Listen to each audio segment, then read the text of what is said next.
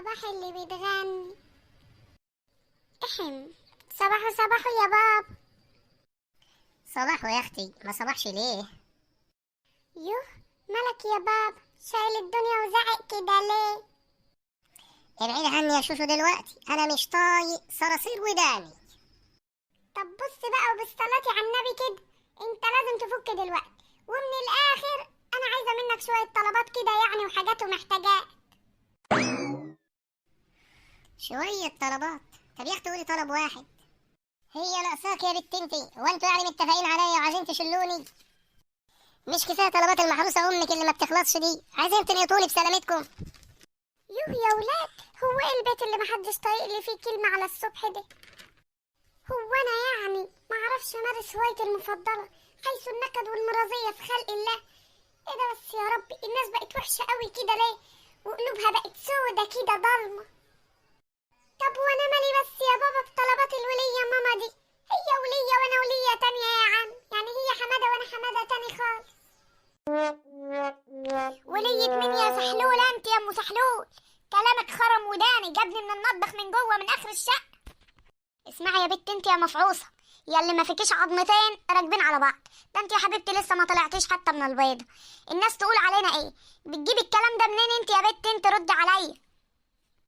عاجبك يعني قعدة الناس كل شوية على سيرتنا؟ طنطك سوسو وطنطك دودو وخالتك معرفش مين كل شوية قاعدين على السلم وعمالين يلقحوا عليا ويقولوا جايبين البورس ده منين، بيحدف كلام زي الدبش جت الخيبة، كلامك كله شمال وجاي لورا. نعم يا ستي ماما، واحنا بقى يا اختي هنبدأ نغير ونقطع على بعض؟ وبعدين قوليلي، مين سوسو ومين دودو دول ولا توتو دي؟ ده انت يا اختي طول النهار واكله ودنا وعماله شغاله يا اختي نميمه وغيبه كده على سيرتهم طول النهار. يا دول لضموا في بعض يا ولاد. يا مسهل الحال يا رب. يا رب شعليلها كمان وكمان، يكش حتى يولعوا في بعض هما الاتنين. المهم ينسوا واخلع علم الطلبات. اسمعي يا بنتي يا اللي زي السردين بشوك انت. سردين؟ سردين مين؟ ده احنا حتى نبقى ظلمنا السردين. ده انت عديتي ثاني اكسيد العكننه. انا بحذرك، لسانك المعوج ده تعدليه، وبما انك شبه السردين يعني فبطلي زفره في الكلام. زفرت مين بس؟ طب يا ست ماما بالراحه على نفسك شويه يا اختي، واللي بيته من ازاز ما يحدفش الناس بالطوب، واللي بيحب الرنجه ما يغلطش في السردين.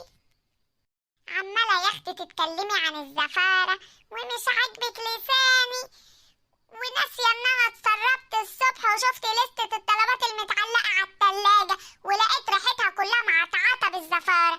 ايش رنجة وش سردين وش فسيخ؟ ارحمي شوية يا شيخة، بابا هيجيبلك منين كل دي؟ ده مش حتى عارف يجيب لي طلباتي. ايوه والله يا بنت يا شوشو، ده انا وسط اتقطم من موضوع الطلبات ده. بص يا بنت الست ماما دي شويه عليا واتكي شويه على موضوع الطلبات ده، خليها تسيبها بقى من السردين والفسيخ والبسارية والقرف اللي هي مشغلانا فيه رايح جاي ده. طيب حس كده بقى، فانا اتاخرت ولازم انزل دلوقتي اهوت السريع السريع، لان المدير بتاعي اسخن من السردين واصفر من اللي انتوا عمالين تتكلموا عليه ده. يلا فوتكم بعافيه، السلام عليكم.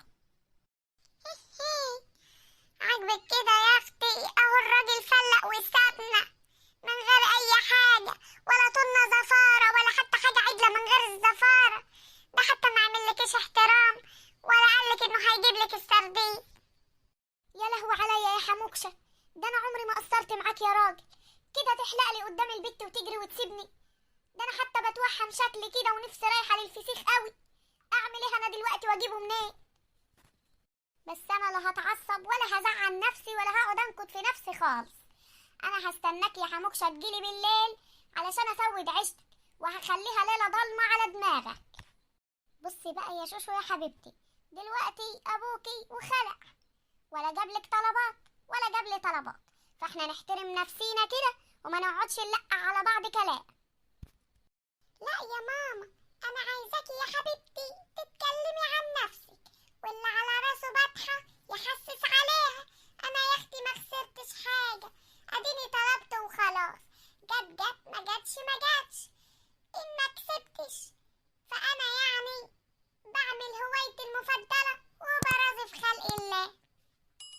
يا وكفتي فيكي يا دي البيت، دايما كده حرقة دمي ومشمتة فيا الأعادي.